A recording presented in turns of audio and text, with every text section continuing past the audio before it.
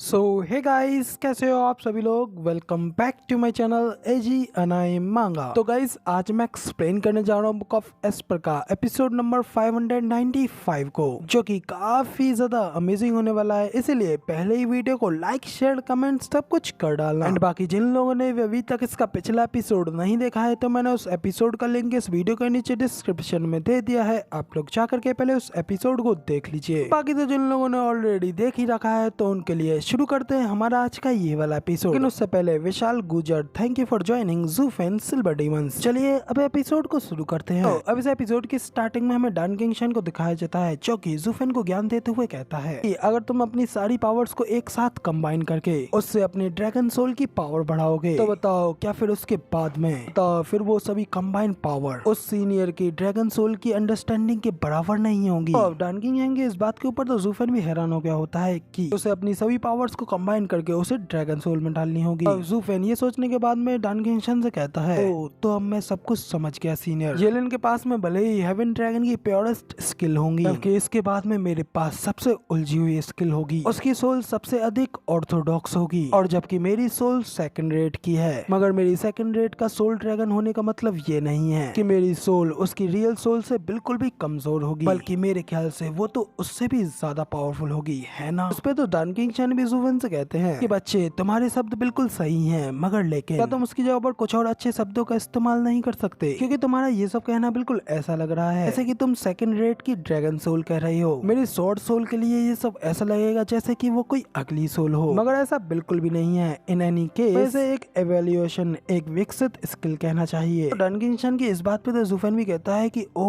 तो अब मैं समझा, इस दुनिया में शायद ही कोई ऐसा होगा जो कि शायद इस ड्रैगन सोल की अंडरस्टैंडिंग के बारे में डिस्ट्रॉइंग ड्रैगन एंसेस्टर के बराबर जानता हो, और सबसे शक्तिशाली ड्रैगन नहीं है बल्कि मनुष्य है। इसलिए तो एंशिएंट टाइम में 5 ग्रेट सीक्रेट बीस्ट हुआ करते थे, उसके साथ साथ 10 ग्रेट सोवेरियंस भी। उन्होंने गॉड से मिले टैलेंट या फिर गिफ्ट के ऊपर विश्वास नहीं किया, बल्कि ह्यूमैनिटी को और भी ज्यादा स्ट्रॉन्ग बनाने के लिए उन्होंने आर्ट और कई सारी कल्टीवेशन मेथड्स को तैयार किया, और वो भी सिर्फ और सिर्फ अपनी अंतर्दृष्टि पर भरोसा करते हुए। यहीं पे येलिन के पास में ड्रैगन रेस की राइटफुल इनहेरिटेंस है, मगर फिर भी इससे क्या फर्क पड़ता है। मेरे पास भी सभी तरीकों की कई सारी पावर्स हैं, लेकिन मैं अपनी ड्रैगन सोल में मिक्स करके उसे पावरफुल बनाऊंगा, और मैं अपनी उन सभी पावर्स का यूज करते हुए एक ऐसी चीज क्रिएट करूंगा जो कि राइटफुल इनहेरिटेंस से भी ज्यादा स्ट्रॉन्गर होगी। अब ये सब सोचने के बाद वो ज़ूफेन काफी ज्यादा खुश हो जाता है, और फिर डान किंगशन को शुक्रिया करते हुए कहता है, सीनियर वाकई में मेरी आंखें खुल गई, और मुझे इस तरीके से जगाने के लिए आपका बेहद बेहद शुक्रिया। और मैं समझ गया हूँ कि मुझे उसके साथ में किस तरीके से फाइट लड़नी है। तो इस पर डान किंगशन भी हंसते हुए कहता है कि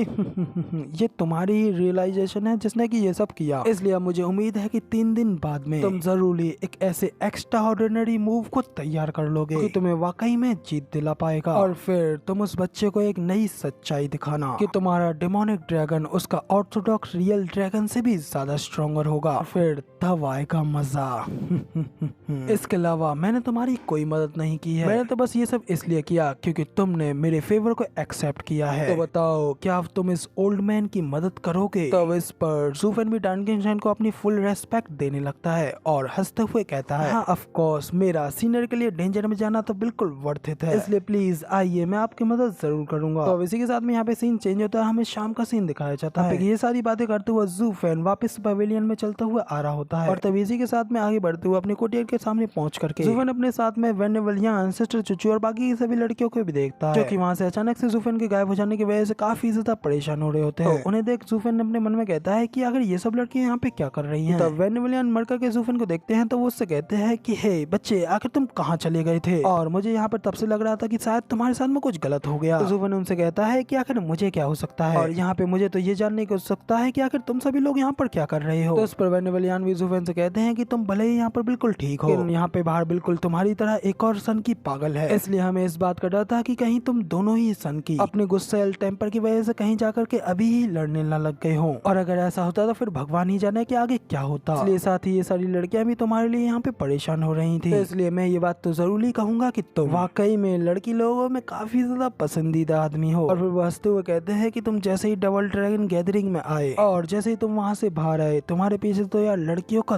दल लग गया। तो वेनेवलियन की इस बात पे तो फेरी सुई भी थोड़ा शौक हो जाती है, और फिर उनसे कहती है कि वेनेवल प्लीज थोड़ा और सीरियस हो जाइए, क्योंकि हम सभी लोग लोग यहाँ पर सिर्फ और सिर्फ सिस्टर किंगचन की वजह से ही आए हैं। इस पे तो वेनेवलियन भी लाइक है, मन में कुछ और जवाब पे कुछ। तो तभी इधर ज़ूफेन थोड़ा और इधर उधर उन सभी लोगों की ओर देखता है तो वो थोड़ा शॉक हो जाता है। सामने हमारी प्यारी दुलारी सिस्टर चूचू एकदम टकराटक खड़ी होती हैं और फिर वो उसके सामने आते हुए उससे कहती हैं, ज़ूफेन ये लिन बिल्कुल भी नॉर्मल नहीं है और यहाँ तक कि वो तुमसे भी ज्यादा स्ट्रॉन्गर हो सकता है, तो क्या तुम फिर भी उसके साथ में फाइट लड़ोगे? तो ज़ूफेन उनसे कहता है कि हाँ ऑफ कोर्स, यही तो मेन रीजन है, की वजह से मेरा मन उसके साथ में फाइट लड़ने का और भी ज्यादा है। और मुझे बताओ, क्या तुम्हें यकीन है कि मैं जीत जाऊंगा? ज़ूफेन की इस बात के ऊपर तो भाई किंगचन अपने इस कातिलाना लुक के साथ में एक क्यूट से स्माइल देते हुए कहते हैं कि हाँ ऑफ कोर्स, मुझे यकीन है कि तुम जरूर जीत जाओगे। मगर सिस्टर चूचू की इस बात के ऊपर अभी भी ज़ूफेन थोड़ा सैड फील करते हुए मन में दोनों के ड्रैगन्स के पावर गैप के बारे में ही सोच रहा होता है। और फिर इस सब के बारे में सोचने के बाद में फिर वो किंगचन से कहता है कि अगर मैं ऑनेस्टली कहूँ तो मुझे जरा भी कॉन्फिडेंट नहीं है कि मैं इस फाइट को जीत जाऊंगा और लगता है कि मैं निश्चित रूप से जरूर ही हार जाऊंगा। तो इस पर सिस्टर चूचू भी ज़ूफेन को कॉन्फिडेंट बढ़ाते हुए उससे कहती है, ये क्या द ग्रेट स्टीवर्ट ज़ू के अंदर एक बार फिर से कॉन्फिडेंस की कमी आ रही है? तो मुझे अपने दिल की गहराई से बताओ, क्या तुम सच में फाइट लड़ना चाहते हो? तो अब सिस्टर चूचू की इस बात के ऊपर ज़ूफेन एक पल के लिए उन्हें देखने लगता है और फिर आगे कहता है कि ये भले ही स्थिति बिल्कुल निराशाजनक हो, लेकिन फिर भी मुझे अपने सामने के इस बाधा को पार करना ही होगा, इसलिए मुझे उसके साथ में फाइट तो लड़नी ही होगी क्योंकि यही मेरा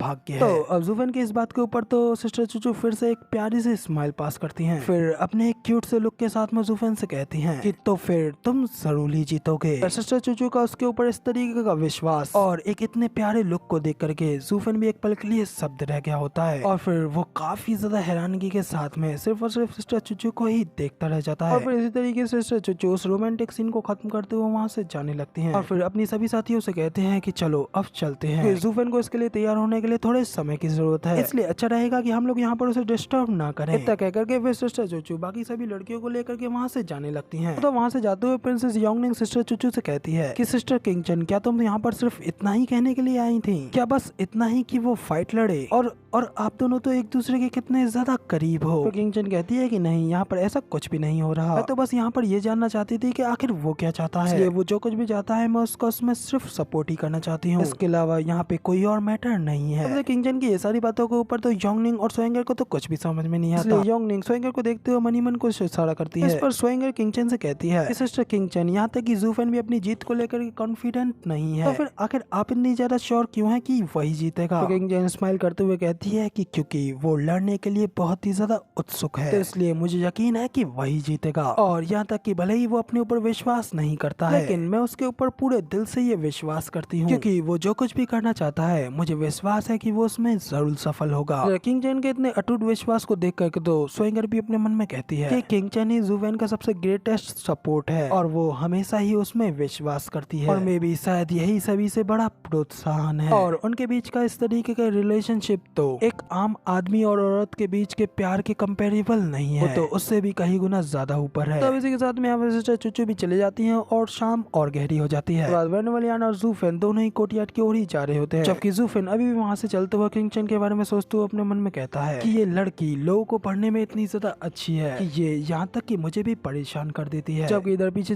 वेनेवलियन ज़ूफेन से कहते हैं, ज़ूफेन वो कह रही थी कि तुम फाइट के लिए तैयार हो, तो क्या ये वाकई में सच है? क्या तुम वाकई में उस सन की येलिन के साथ में फाइट लड़ना चाहोगे? और बाकी सभी चीजों को तो साइड में करो, मैं ये क्लियरली देख पा रहा हूँ कि वो लड़का बिल्कुल भी नॉर्मल नहीं है, इसलिए मैं एडवाइस दे रहा हूँ कि तुम अल्टीमेट क्लैरिटी सेट के साथ फाइट ना ही लड़ो और इस तरीके से व्यर्थ में लोगों को बर्बाद ना करो। तो वेनेवलियन की इस बात के ऊपर तो ज़ूफेन स्माइल करते हुए उनसे कहता है कि नहीं, मैंने कभी पहले लड़ाई नहीं की क्योंकि मुझे ऐसा करने का मन ही नहीं था, क्योंकि वो सभी लोग बेहद ही ज्यादा कमजोर थे, मगर इस बार मैं अपनी जान को दांव पर लगा करके इस फाइट को लड़ूंगा।